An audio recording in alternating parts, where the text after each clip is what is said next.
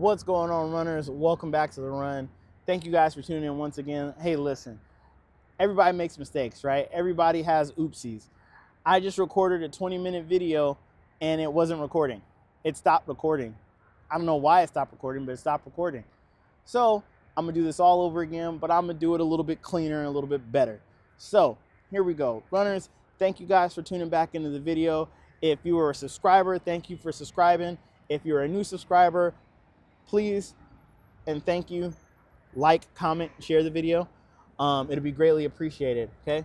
So anyway, I'm here to teach you guys something or to show you guys something that caused me a lot of anxiety as a new truck driver, and it's probably gonna cause you a lot of anxiety as a new truck driver. Now, I'm only really aiming this to people that are looking into getting into trucking and those that are brand new to trucking, and those that are with mega carriers.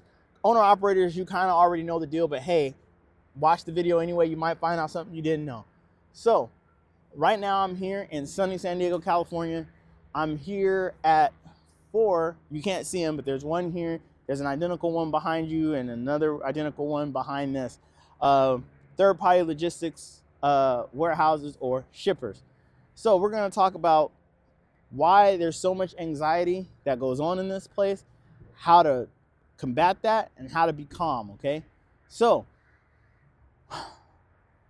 when you're on the truck with your trainer, you already know that everything is going to be taken care of. He's pretty much got it until he kind of gives you the reins and kind of lets everything, let you handle everything. But then there's going to come a day where he gets off the truck.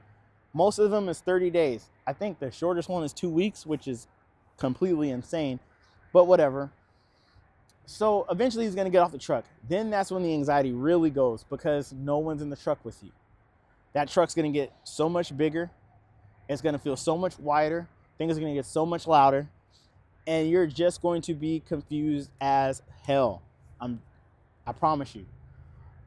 Especially if you're brand new in the winter, driving in the winter, your anxiety is going to be astronomical. So when you're coming to one of these facilities, first things first, you're gonna, let's talk about the pickup.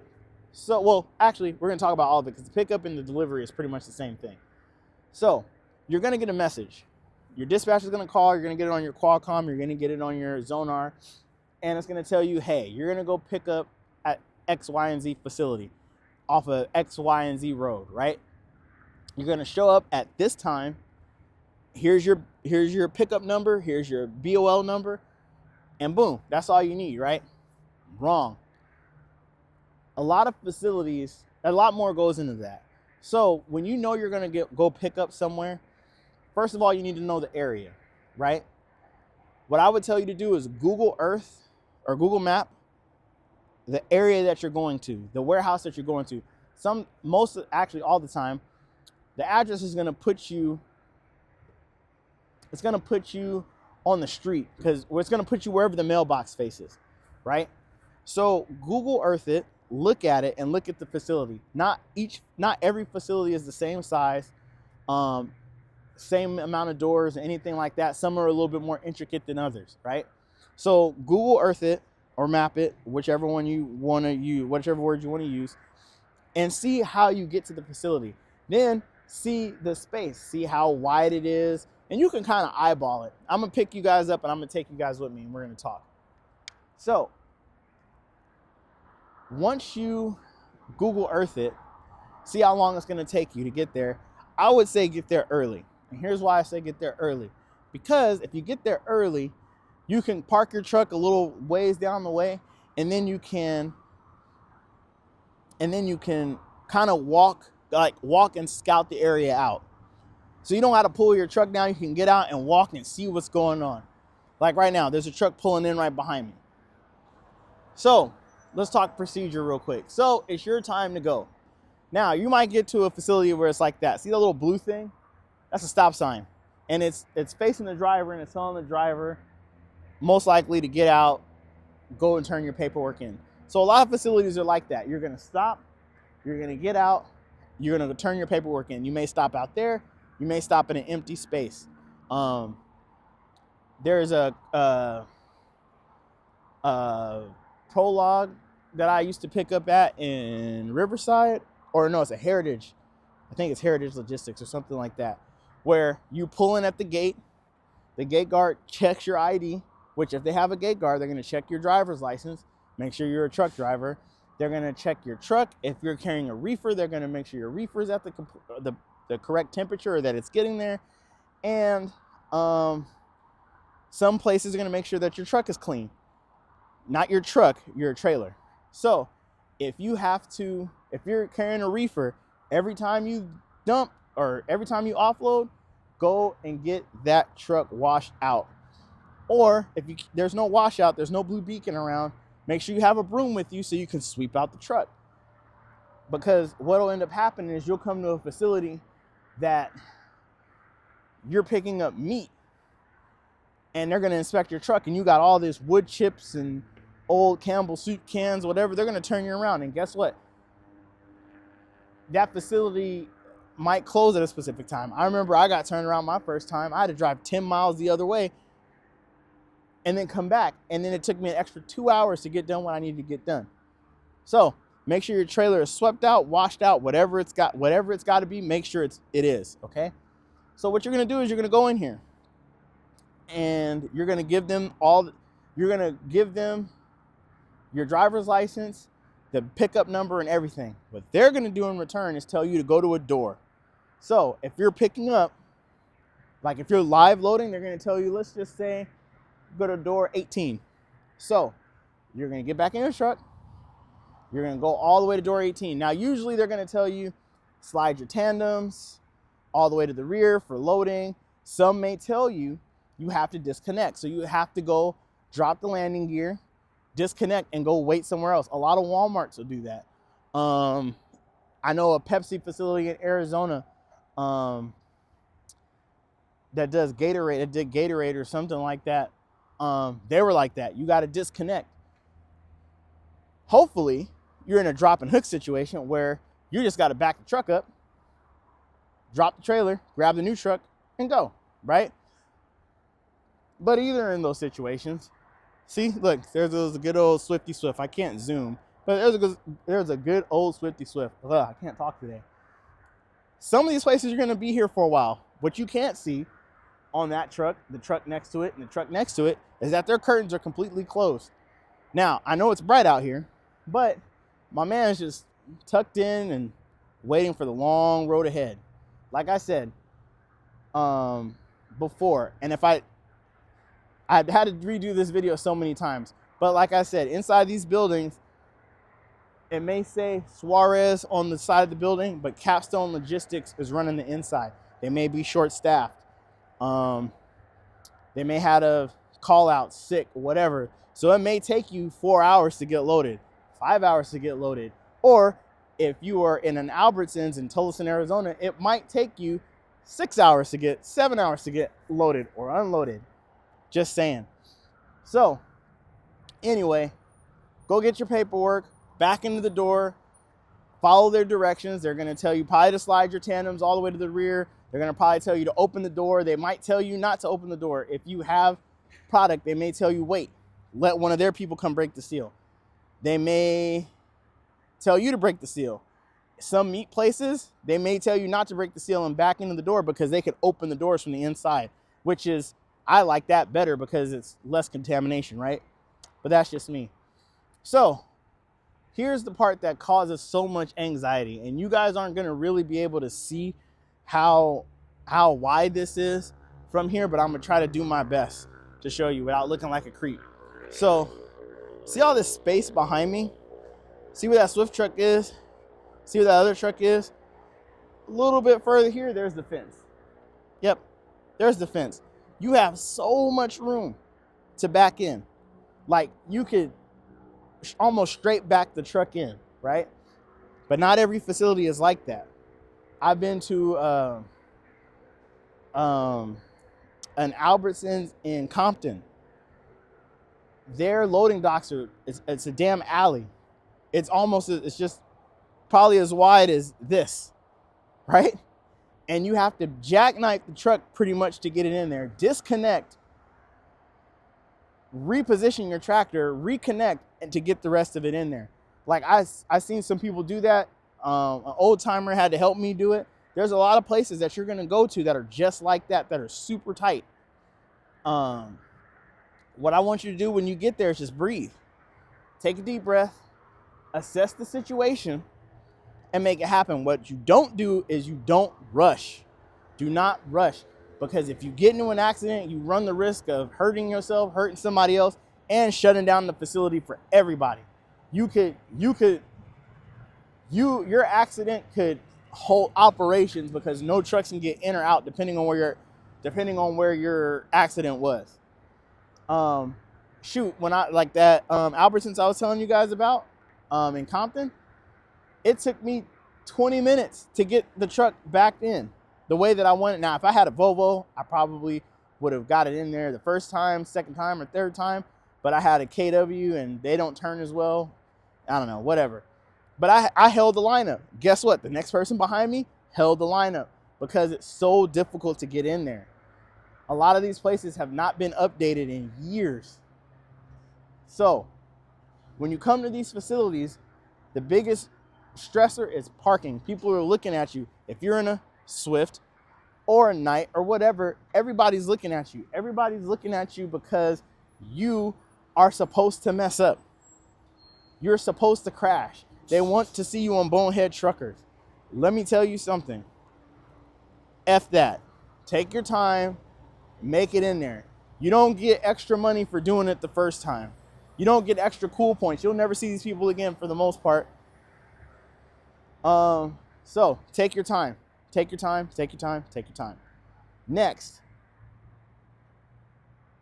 What's the other thing that I wanted to talk about? Let's see. Procedures. You get your paperwork. You get your BOLs. Make sure the destinations match. Make sure the seals match. If the seals don't match, let somebody know. If you lose the seal, all you mega carrier people have extra seals. Go in there, tell them, hey, I lost the seal. Here's another seal. Or this seal's faulty. Here's another seal. They'll cross it out, put the new one in there, scan it into their system, initial it, and you're good to go. Make sure you slide your tandems back to whatever position they were in. Because if you don't, what is going to end up happening is you're going to make a turn that you should normally be able to make, and you're going to clip a light pole, period. So if they were, whatever position they were in, slide them back up under the trailer until you can get to a cat scale. And we'll go over cat scales at a later point, maybe one day that I get off a little earlier. Then when you get to the cat scales, you do your shifting and all that stuff like that. But make sure you reset everything, because if you don't, you're going to run the risk of damaging something. That's what I wanted to talk about. A lot of places have, so you're going to get a COM data card. And that COM data card, that is where you usually get your paycheck, you get advanced cash. It used to be like checks. I don't think they do checks anymore. But if you get a COM data card, Capstone uses a third-party pay, and I think another place uses a third-party pay system. Some of these places have accounts with your carrier. Some don't. So what you're going to have to do is download whatever app it is, and then you're going to have to request. Some of these lumper fees are like $200, $300, whatever. You request the money comes to that COM data card, and then that's how you pay it. And again, this is for the mega carriers. For you other guys, you might have to pay it out of pocket, get the receipt, and have them reimburse you. But a lot of facilities will not let you go until you pay. Some of these facilities, these ones don't, but some facilities have the hooks underneath it. There's a Red Bull facility in Arizona. They have the hooks underneath it. They will hold your trailer hostage until you pay them. So make sure you have the funds to pay them. If you were late, sometimes they have late fees. Sometimes those late fees are like $100 on top of the lumper. That's what it's called, lumper fees. Do not, for you mega carrier people, to avoid a lumper fee, do not get out there and start unloading that stuff by yourself. You are not authorized to do that. That is a hazard. Some facilities will trick you into doing it. You do not do it. And unless you're an owner operator and that's how you get down, You are not trained on any of their equipment. They got things that look like land speeders in there and how they, you know, load their stuff. Do not get on one of those. When I worked at McLean, I got on one of those, I almost killed myself. Listen, make sure you have the money. Once you pay, you're good to go. Make sure you know where you're going and get up out of here. That's it. That's literally the easiest part of it's the most stressful, but easiest part of your day. Certain facilities are easier than others. One of the easiest facilities I went to is in Casa Grande, a Walmart in Casa Grande.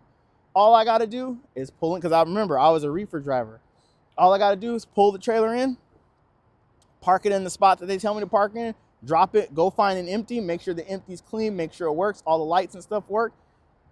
Once I connect it, pull off, and that's it. Hand them back my paperwork, and I'm up out of here. Easiest facility I've been in. One of the worst facilities I think I've been in, well, I've been to a bunch, but a lot of cold storage facilities are horrible.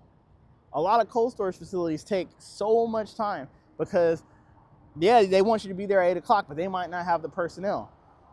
They might not have the things ready. And the worst part is when you're delivering, because when you deliver, they have to download all the stuff. Then they have to look and see if it's damaged. Then they got to count the product. They might not have a lot of people to count the product. So you're going to be there. That's why I tell you guys, get you some form of entertainment. Get you a TV, get you a Nintendo DS, whatever, because if not, you're going to be there bored, twiddling your thumbs for 7 hours, 6 hours. That's really how long it might take. So anyway, that's my little spiel for today. I hope I was able to convey this message clearly for you guys.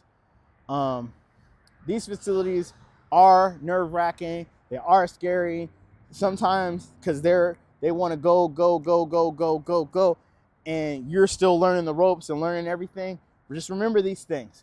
Google map it first. Make sure you know where you're going. Make sure you know the ins and outs. Scout it out. So get there early enough, maybe an hour or 2 hours of time before your pickup. Scout it out. Make sure you can get in this facility, get out of this facility, learn where the twists and turns are, and, at least just to the entrance. Because, see, here, there's a fence here. I could cross in here. I'm not trying to, right? But see how big this thing is? And then look, it's two ways. Some have an entrance and an exit. So get out, scout it out. When in doubt, scout it out, okay? If you're uncomfortable with something, or even before you scout out, call them. Hey, is there any special procedures that I need before I bring this in? This is what I'm bringing in. Some facilities will talk to you and be like, what's your load number? What's your pickup number? What's your BOL? Okay, yep. Is it ready? Sometimes if you call ahead of time, if you can get somebody on the phone, they might tell you, hey, your load's not going to be ready. Your pickup time is at 3, but your load's not going to be ready till 6. So you can take your time. Call your dispatch. Hey, I just talked to these people. They said my load's not going to be ready till 6. That way you don't waste no time. Because then you got to do all this stuff to get in here. And then you're going to sit at a dock and wait and get paid some weak-ass detention pay, right?